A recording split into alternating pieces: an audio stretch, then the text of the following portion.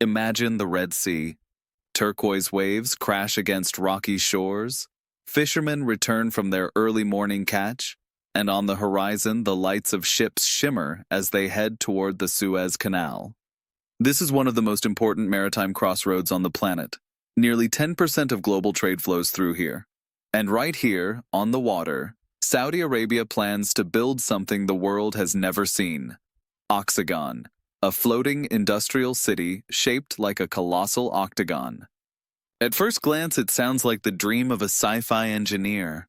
Factories rising on the waves, a port unloading mega container ships in hours, laboratories working on artificial intelligence, new medicines and renewable energy, all surrounded by the crystal water of the Red Sea. Saudis say, this will be the world's largest floating structure, industry that is clean and intelligent. Critics respond, there is no such thing as clean industry, it's an oxymoron.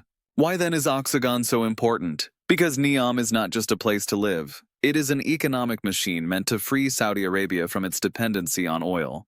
If the line symbolizes everyday life, Oxagon symbolizes work and trade. This is where factories of the future, logistics centers and innovation hubs are supposed to rise.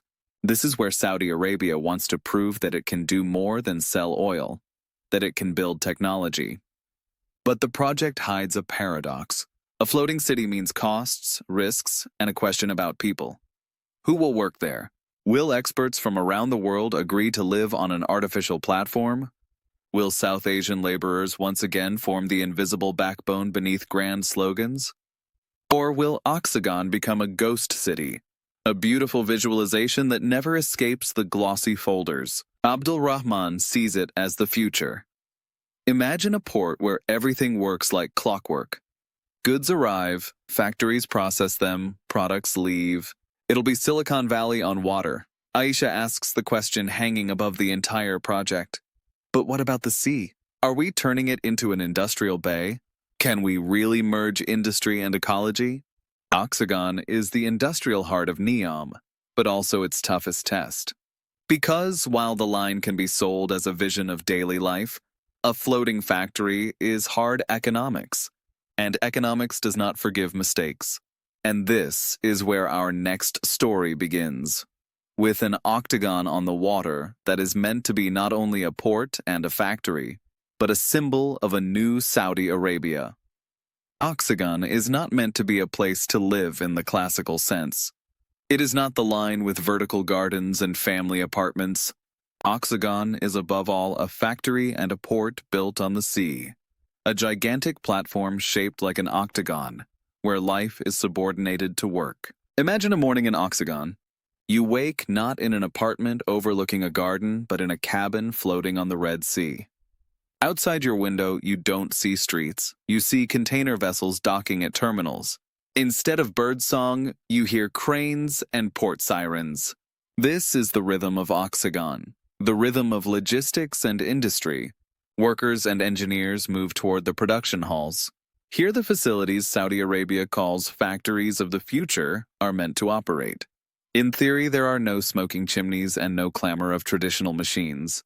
Instead, there are production lines powered by renewable energy, robots assembling components, laboratories working on AI, biotechnology, and new materials. It is meant to be industry without dirt. The oxymoron Saudis are trying to make real. At the center of Oxagon lies the port. Life here never sleeps.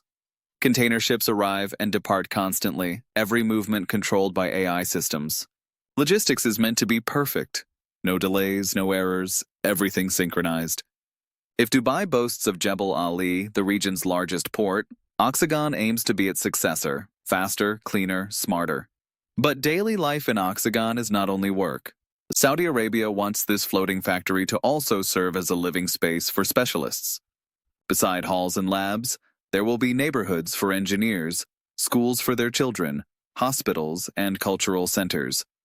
The vision promises a place where workers don't have to choose between career and family. Everything will be within reach on a platform drifting on the sea. And here the question arises. What does everyday life in such a place feel like? Imagine walking through Oxagon. You don't walk through a park or along a street. You walk on a seafront promenade between industrial halls and office towers. In the background, you hear waves, but also the sound of work. On one side, the sea and the sunset. On the other, the neon glow of laboratories working around the clock. Abdul Rahman imagines it as a paradise for specialists. It will be the best place to work, the most advanced labs, the cleanest factories, access to the sea. You can build a career here that you can't build anywhere else. Aisha hesitates. But do I really want my children to grow up on an industrial platform? Does living in the shadow of factories, even clean ones, turn people into residents of one giant corporation? Daily life in Oxagon means work, innovation, and the sea. But it also raises the question whether a person can feel at home in a city that is, by design, a factory. Oxagon is meant to be the place where industry and technology meet on the water. Saudis promise it will be the cleanest industrial city in the world. A slogan that sounds beautiful, but to many experts also sounds like an oxymoron. How do you combine a factory with ecology? How do you ensure that a port handling millions of tons of goods causes no noise, no smog, no pollution? The foundation of Oxagon is supposed to be factories of the future. These will not be the industrial halls remembered from Europe or Asia. Instead of chimneys, labs resembling Google campuses. Instead of workers in helmets and roaring machines, robots controlled by AI. Production is to be waste-free, fully automated, and powered by renewable energy. Energy is key.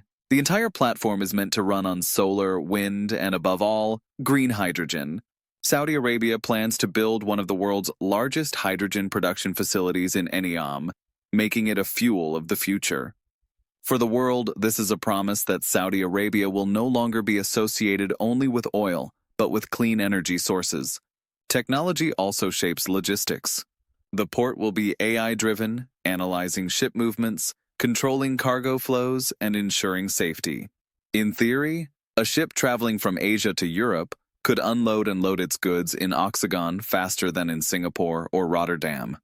Time is money, and Saudi Arabia wants to master its savings. One of the most intriguing features is the R&D district built beside the factories. Here, innovations in biotech, pharmaceuticals, AI, and nanomaterials are meant to emerge. This is not only industry, this is a research hub meant to attract the world's brightest minds. Saudi Arabia wants Oxagon to become what Palo Alto and Mountain View are to Silicon Valley, but behind all this stand questions. Can factories truly be harmless to nature? Can a port avoid polluting the Red Sea? Can Saudi Arabia attract top experts while competing with the US, Europe, and Asia, where scientific freedom is far greater?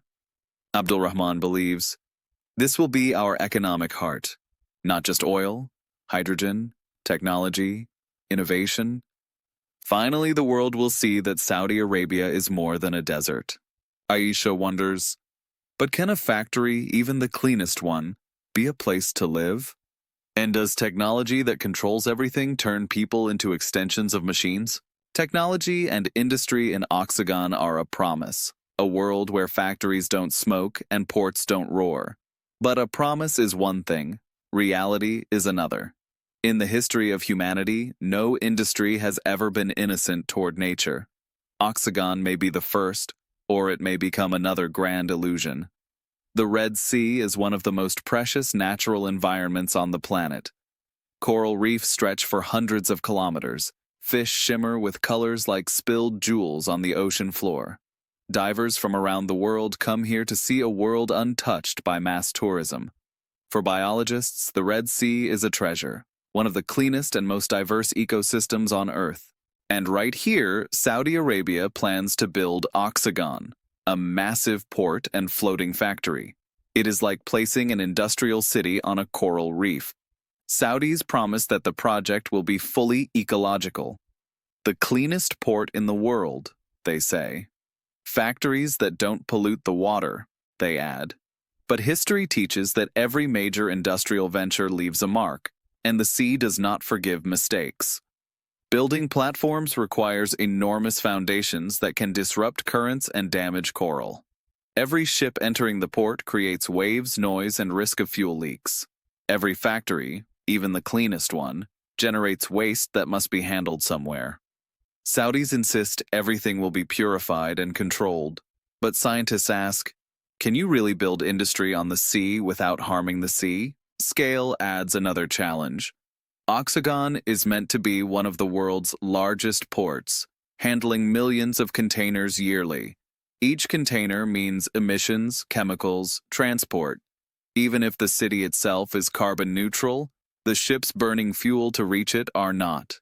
It is like placing a clean island in a dirty ocean, beautiful on maps, unchanged in reality.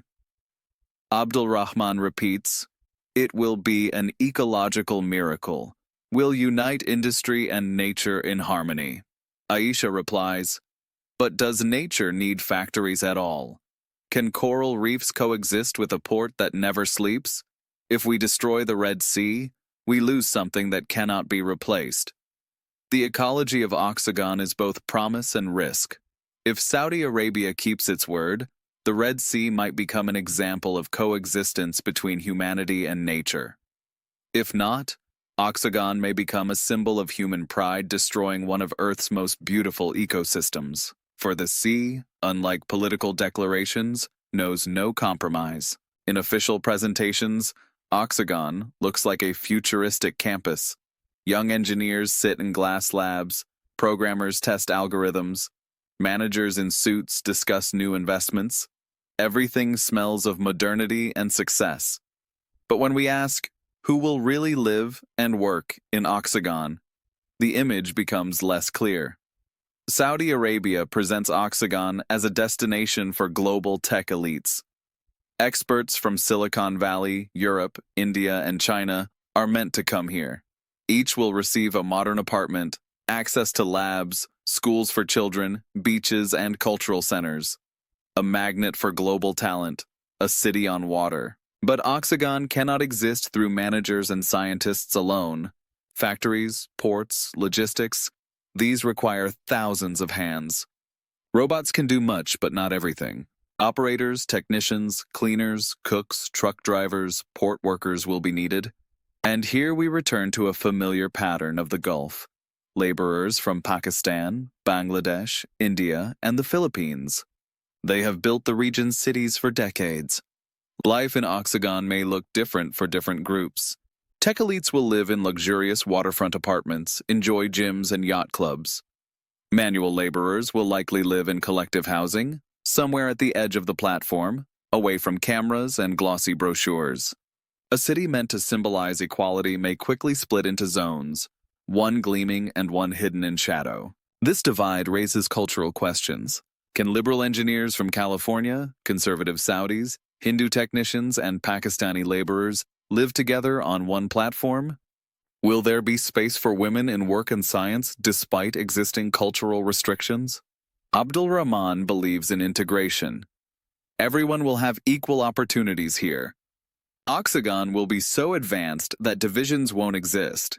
Everyone will be part of one community. Aisha is skeptical. But divisions already shape our reality. Can luxury apartments and dormitories stand side by side without conflict? Won't Oxagon become a city for the chosen, served by the forgotten?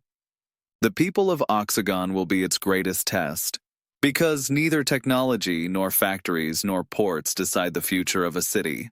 People do. If a true community forms, Oxagon may become the symbol of a new Saudi Arabia. If not, it will be another space where inequality hides behind mirrored walls and marketing slogans. Oxagon is a project that attracts both enthusiasm and criticism. For some, it proves Saudi Arabia is finally moving beyond oil and investing in the future. For others, it is proof of hubris, an attempt to tame the sea and nature for political PR. Supporters see an innovation lab. This will be the first port of the future. Smokeless, noiseless, fully AI-controlled, logistics experts say. Investors see a tempting vision, fast cargo handling, modern factories, access to global trade routes between Asia and Europe. To them, Oxagon is a new Singapore on the Red Sea. But there is another narrative, the critical one. Environmentalists warn there is no such thing as clean industry. Every port, every factory leaves a footprint. A giant platform on the Red Sea threatens one of the world's most precious ecosystems. Human rights activists add, who will build and maintain Oxagon? Will it once again be migrant workers laboring in harsh conditions, far from cameras? Geopolitics adds another layer. Western countries see Oxagon as Saudi Arabia's attempt to diversify and join the League of Technological Economies. China sees it as a potential Belt and Road ally, a hub strengthening its global trade network. For the United States, Oxagon is a question of influence. Will Saudi Arabia become an ally of new technologies or a competitor? And yet hope persists. Many young Saudis view Oxagon as a symbol of change. It won't just be a port, it will be our economic heart, our place in the global value chain, says Abdul Rahman. Aisha answers, but a heart must beat in the rhythm of nature, not just money. If we poison the sea, there will be no way back. Oxagon inspires emotions on both sides. It may become an icon of a clean, sustainable, technological future. Or it may be remembered as the greatest illusion of the 21st century, proof that humanity reached too far too fast. Everything depends on whether Saudi Arabia can prove its words are not just marketing. If Oxagon succeeds, it could mark a turning point in Middle Eastern history. If it fails, it will be another desert dream ending in collapse. In official brochures, Oxagon is a land of technology. Robots move containers, AI manages production, managers in suits sign contracts. But anyone who knows the Gulf understands what lies behind these images. Cheap labor. It has built the Middle East for decades. Without it, there would be no skyscrapers in Dubai, no stadiums in Qatar, no highways in Riyadh. These are the often mentioned workers from Pakistan, Bangladesh, India, Nepal, and the Philippines. They work on contracts, often under harsh conditions, far from their families. Their lives rarely appear in advertisements, yet they form the foundation of the region's dreams. Oxagon will need this workforce as well. A massive port, factories, labs, hotels, and housing districts all require hundreds of thousands of laborers. Who will lay the foundations of platforms on the Red Sea? Who will operate cranes and production belts? Who will clean the labs, cook meals, repair machines? Saudi Arabia and its neighbors use the kafala system, a sponsorship model that often strips workers of autonomy. Passports can go to employers, leaving workers dependent on their approval to return home. Reform efforts exist on paper, but in practice, many migrants remain in the shadows, working long hours and living in modest dormitories unseen by the world. For investors, Oxagon is the greatest factory of the future. But for thousands of South Asian workers, it may simply be another construction site, just one located on water. Instead of apartments in luxury towers, they will see dormitory blocks placed somewhere out of sight. Abdul Rahman says, without these people, nothing would be possible. They are our brothers in work. We need them, and they need us. Aisha replies, but is this really brotherhood? Or an arrangement where some live in luxury, while others live in shadow? Oxagon may look like a technological miracle, but without this silent army, it would be nothing but a rendered image. Here lies a paradox. Saudi Arabia sells a vision of robots and AI running industry, but in reality, human labor from poorer Asian countries will be the foundation. Invisible, uncelebrated, yet absolutely essential. Behind every shining Gulf project stands an army of people whose faces never appear in promotional materials. Oxagon will not be an exception. Oxagon is more than a port and a factory. It is an octagon drawn on the map where trade routes and natural wonders meet.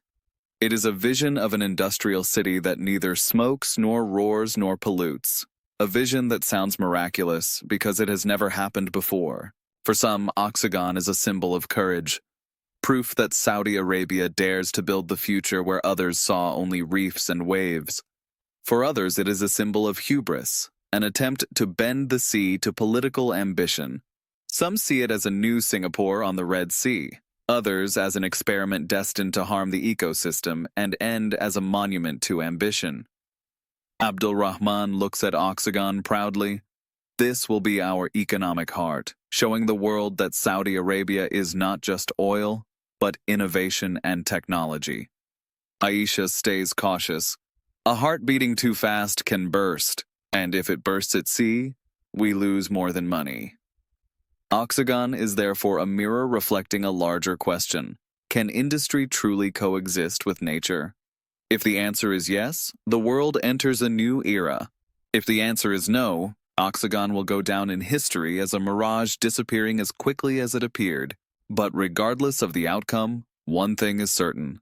Saudi Arabia has forced the world to see the Red Sea differently, not just as a trade route or a diving paradise, but as a stage where the future of economics and ecology will clash. And this leads us to the next chapter of the Neom story. If Oxagon is the heart of industry, Trojena is meant to be the heart of entertainment, a desert mountain ski resort set to host the 2029 Asian Winter Games. Where snow meets sand, the next part of this extraordinary story begins.